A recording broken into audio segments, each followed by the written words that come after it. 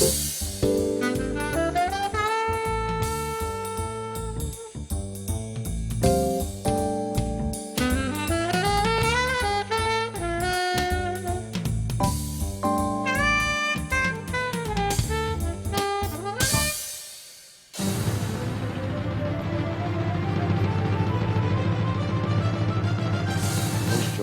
a vibrant community full of amazing artists. The historical buildings within Saskatchewan are diminishing, and the nice thing occurring in Moose Jaw is that they have a very nice stock of buildings, and they are maintaining them, and they want to continue developing them.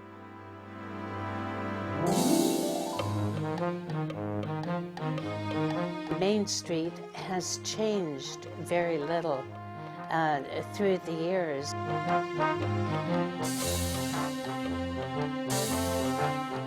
The old timers remember the theater from the 30s and 40s. I'm very impressed with that. Yes.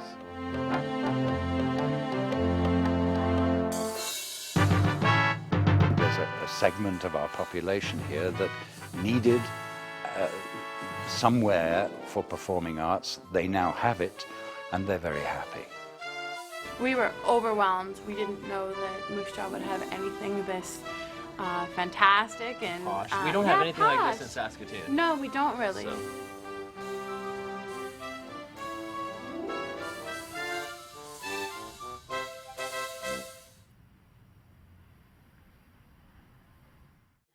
Well, the arts have always been important to the people of Moose Jaw.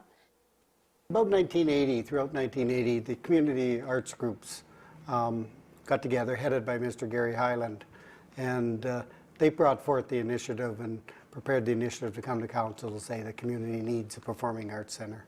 He was involved in almost every cultural aspect in the city, and he wanted to have a home for this. We did survey of our members, which were artists and arts businesses. And the top of the list was they wanted a culture center. A lot of people felt that it would never come to realization because it would be an expensive project. When the project was launched, uniquely it was the community people that said, we're only asking the city to pay 50% of the cost. And along with the city and the provincial and federal governments, the people of Moose Jaw put a huge amount of money, well over $1 million, into the refurbishment and recreation of this theatre. They actually went out and acquired the two buildings before we actually had a project, a joint project with the city and them. We owned it for 18 months by ourselves. And that included one winter where I had to come here every day and do the boiler and shovel the snow up front. That was a terrible winter. Gary was trying to put the complex together.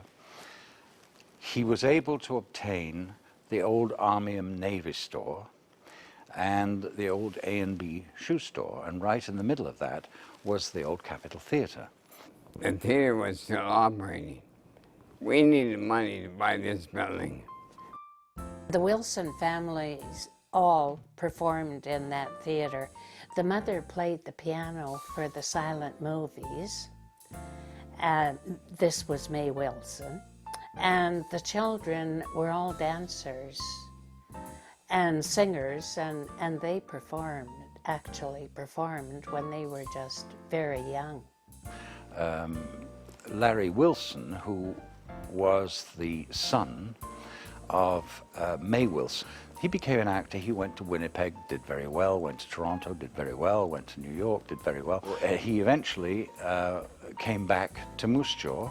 He agreed to finance the purchase of the Capitol Theatre if we would name it after his mother. We used to teach dance and piano in Moose Jaw. And the city had said, you know, we will match this if you can get that. And he did so, and they did so. But one last proviso was we have to be able to see that the people of Moose Jaw really want this place, because we're not going to put millions of dollars into something that doesn't have their support. So once again, he went out into the city, went to the people of Moose Jaw, and was able to raise $1.3 million from the people of Moose Jaw to make this place happen. The city of Moose Jaw approached Stantec Architecture back in 2003 about doing a feasibility study for providing a cultural facility within the downtown premise of Moose Jaw. The challenges were try to figure out how do you bring this building back to its original life from when it was opened up in 1916, because a lot of the pieces from that era were covered up, and that was the challenge, and I think we really enjoyed going through that challenge and trying to revitalize the facility to what it is today. That theatre really had its beginning in 1913. It was called the Monarch, and they started construction of it, and then in 1914, when World War I broke out, they didn't have enough people to work on it, and construction was stalled. And in 1916, the Allen Theatre chain took over and built it, and it was the largest theatre in Saskatchewan at that time, of course. The facade is pretty quiet for that period. It's fairly straightforward, very nicely done. Probably an early example of the use of claybank brick. So it has that lovely, warm, kind of honey color, and then the iron spot pattern of the claybank TP mocha brick. The interior, the theater space itself, is one of the last surviving examples of a big combination of a kind of vaudeville house and movie house. Many spaces like that were built in Saskatchewan that were meant to serve double duty. The Roxy Theatre in Saskatoon is probably the only other one that's left. Actually, they showed movies in the summertime, and then in the winter season they had traveling shows perform. There was room for 400 and some seats. When the theatre was in operation, they were usually pretty well filled. The main floor became too small. It was a very popular place. They developed the balcony. There was a theater, an orchestra pit, and they did live performances, and then of course it gave way when Silver Screen and talkies. It's gone through quite a few changes since then. It became the Capitol Theatre, and of course it became a movie house. The first movie I saw was The Rope by Alfred Hitchcock, 1948. Oh, it's good. I came from a rural area, and this was a larger theater than I had ever been in at that time. I could barely see over the seats. I remember eating popcorn and just being overwhelmed by the theater. I mean, seeing a movie is a big experience for a kid, so it was great. Yeah, and what was the bubble gum in the angel's nose? And who put that? The people that we don't know. We didn't do it. It wasn't us. You look guilty. It wasn't us. And of course, in a very few short years, television took over and theaters were actually on their way down. It was well looked after for a long, long time, and then, of course, when technology came along, they converted it into, as you said, a three-screen theater. That was in 1989 when that was done. I remember coming here several times as a child with friends and getting dropped off by mom and dad and coming here to watch movies, and yeah, no, we're anxious to get in and just to see what it all looks like and what it's all about. Last time we were here was like crumbling and falling apart. Yeah. So. In the latter years, it became very run down looking. because of course they opened the Galaxy so here in town, and so this fell out of favor, and it was in disrepair until Gary Highland put together his vision of a cultural center and convinced many, many people that it was necessary, that Moose Jaw needed it. As a community facility, the city of Moose Jaw had a number of different organizations that had an interest in what they like to see in the building. There was the arts community, there's woodworkers, a number of different guilds that are very active in the city of Moose Jaw. So to accommodate all of the needs inside the theater complex itself was just not appropriate. And so what they had to do is they had to expand, and luckily the first building that they expanded to was the Army Navy building, which was to the north of the building. So a lot of the facilities inside that building accommodate a lot of the arts groups and dressing rooms and facilities like that. So we started doing the design mid 2001, 2002, and then the construction carried on through 2003, and it was completed in 2004. So from the initial startup, from the feasibility study to the grand opening, it was approximately 4 years, which for a theater and a community facility is not uncommon. We had two objectives. One is to bring it back to its former grandeur of 1916 and replicate that the best we could. But we also had to make sure that from performing arts standards, you had to bring it up to today's standards, and so that would service the community and the performers for the years to come. When we started working on the project, we did an initial walkthrough, and as we went through and looked behind the walls, we could see that there were remnants of plaster work behind the various walkways that were escape routes from the upper theater area. So we knew that things were there. The walls, the ceilings, the way they were. We managed to save some of the marble that was in the building. We managed to save all the coffered ceilings. They were in the lobbies. A lot of the really gorgeous interiors, frescoes, or the plasterwork that you see as you come into the building, they were all there, but they were painted like a baby blue, and they were hidden out, but you saw that there was a lot of potential in salvaging and reusing it. Thankfully, the contractors were very diligent in terms of salvaging a lot of the equipment and replicating as they needed. The city of Moose Jaw and the cultural groups wanted to restore the building as best as they could to the various eras. And as we started the project, we had a number of photographs that we had found through the Saskatchewan archives and that were locally available. And so through the use of these photographs, we started to determine which area they wanted to go back to. As we dug around, we found photographs of the original building back in 1916, and then there was another marquee that was set up sort of in the 1950s. And it was agreed upon that the era of the 1950 marquee sign would be the one that would be incorporated, in that it was the most intricate and the most lively. The manufacturer of the marquee was quite intrigued and quite challenged in terms of trying to cut the ornate pattern that the marquee has, and it turned out quite well. Pictures of the interiors were much more difficult to find as we started off. So one of the approaches we took upon was sort of an archival kind of, we're going to be sort of the archaeologists trying to see what kind of life was in this building. And so we actually had some staff scraping paint for about 2 days. We went and we scraped paint off the walls, off the plasterwork, on various plasterworks, trying to figure out what may have been the original paint. So in some layers, we actually found that there were 7 layers of paint, and we came down to the base color, and the base color was very light, very tan, and some areas had a bit of a blue tinge to it, and others had the gold. We then sort of did a paint by number of the whole facility, and we actually had a rendering created, and conceptual rendering created. And a couple months after we had generated this rendering, somebody came forward with a photograph from opening night.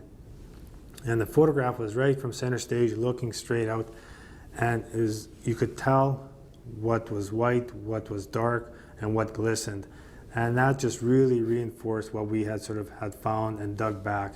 And so the colors that are inside the theater, we feel are an exact replication of what was back in 1916. I remember walking with a representative from the city, and you're looking around these corners and cubby holes. We found the original turnstile from back in there. As you walked to the back of the theater, you walked into these small rooms and you realized These were the stars dressing rooms, which were maybe 9, 10 square feet, not very big little rooms with these lights and the old linoleum. I was adamant to save the balcony, but strictly it couldn't be done because of the new codes and that space that was there. The original seating basically followed a much gentler slope in that it came almost, when you came in off the main floor, you went up a couple steps, and then the first level had a gentle slope this way, and then the balcony started up here and went to approximately here. The sight lines for today, we have more comfortable chairs, this more comfortable seating as in terms of spacing between the back of the seat and the front of the seat. There's code requirements in terms of how much space you need to get out into the aisles. And so a lot of those start to dictate how much space you need. And eventually you realize that you have to redesign the whole seating arrangements. One of the interesting things for the building on the south though is that because the majority of the building behind the facade was being removed to accommodate the needs, the wall started to fall.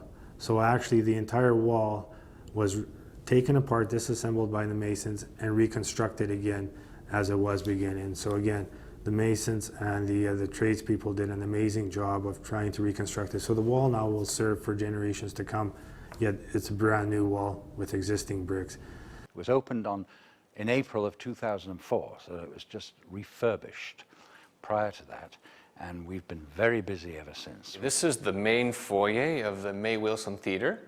This is our board for donors and patrons for the May Wilson when it was first built.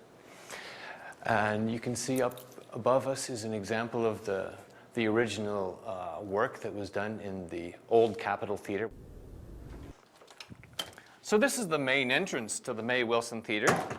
This is where the patrons come in to get their seating. There are ushers who greet them here and take them to their seats if they need help. It's a 430 soft seat theater. The acoustics are excellent. And there's lots of performers who would love to come and perform in our theater. Randy Bachman, when he had his concert here, said that he would like to record here, and perhaps one day he'll get back to do it. Jack Semple, who's a wonderful guitarist, as I'm sure you know from Regina, he has recorded here. The CBC have recorded him.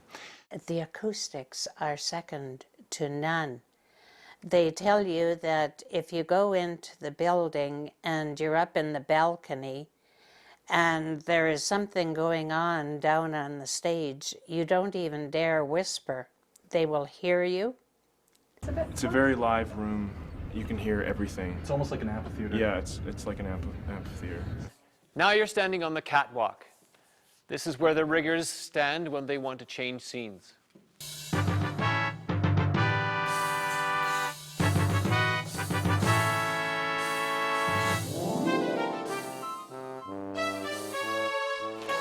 So this is one of the dressing rooms. We have two this size. And this is the stars dressing room. Had their own lights, their own mirrors, even had their own shower. This is the orchestra pit. And where we are actually right now is we are underneath the first two rows of the auditorium. And they can take out those two rows of seats and remove all this stuff. And this then becomes the orchestra pit for live theater with orchestra. This is taking us up the other side. So if you have a cross you need to make, and there's no way to do it from on stage, just from backstage. Bit of a maze.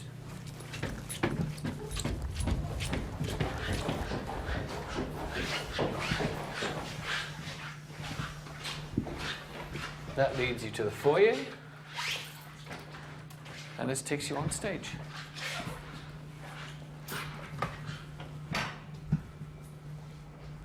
Lead on. Okay.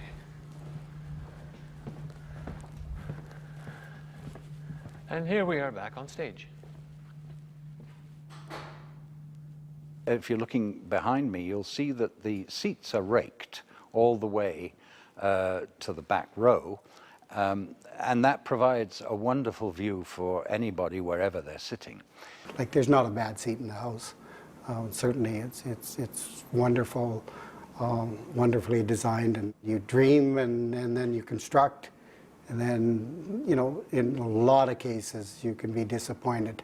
There's not very many things over there that the critical eye would say we missed.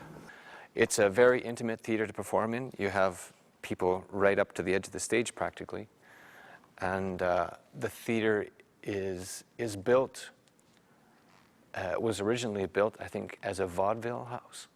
So the acoustics were always very good, although it was mostly a Capitol theater, which was movies for a long, long time. And now it's been restored to its original style, which is more vaudeville style. And as you can see from all the gilding and so forth and the various pieces of art that are on the walls and ceilings, that is the actual work from the original 1916 theatre. And if you look closely, you'll see the AT logo up there, which is the Allen Theatre chain when this thing was built.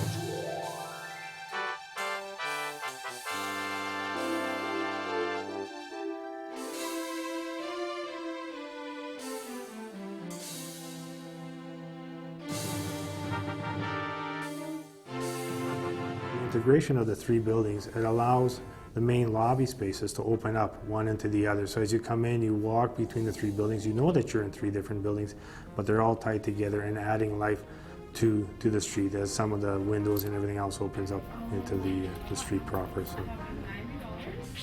When can I get tickets for that? We have a gallery attached to this complex, and we have had an exhibition of art every 6 weeks since we opened the doors from local artists, and there's no end to them, and their work is magnificent. People come in every day to look at what's in the art gallery, and particularly when we have a show here, everybody at the show goes through the gallery during the intermission or before the show. So there's a lot of traffic in there, and we sell, you know, quite a few paintings are sold here. As I go through the building now, or when I visit it, I feel the life inside of it. I see how much life this building has had over the number of years. You can sort of sit there and imagine the dancing girls, the vaudeville theater going on. But the most appreciative thing that I enjoy is being able to see how the kids are using it and how they could be using it for the future. Like, say, chocolate chip. You know where I'm going with this. Christmas night. We currently now have a very vibrant downtown.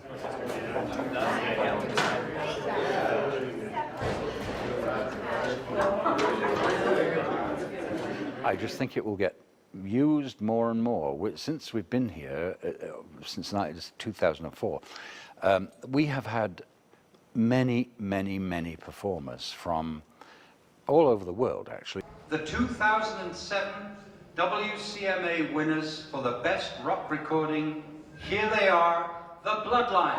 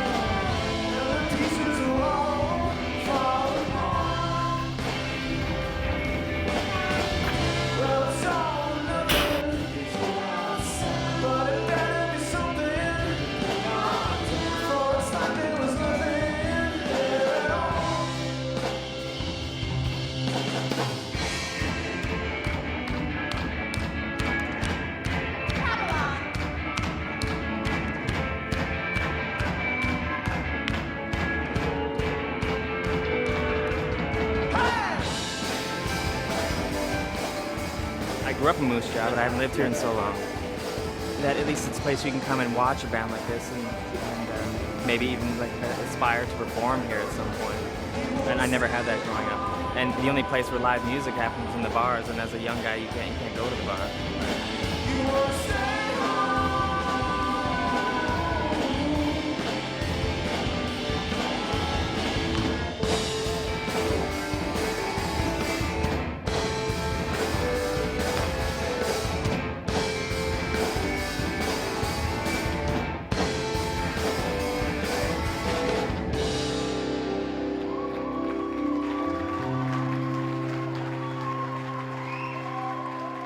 For the last, since 2004, we've had around 39,000 people through here, and each year, and that's amazing, really, given that we have a population of 34. You know, it's astonishing.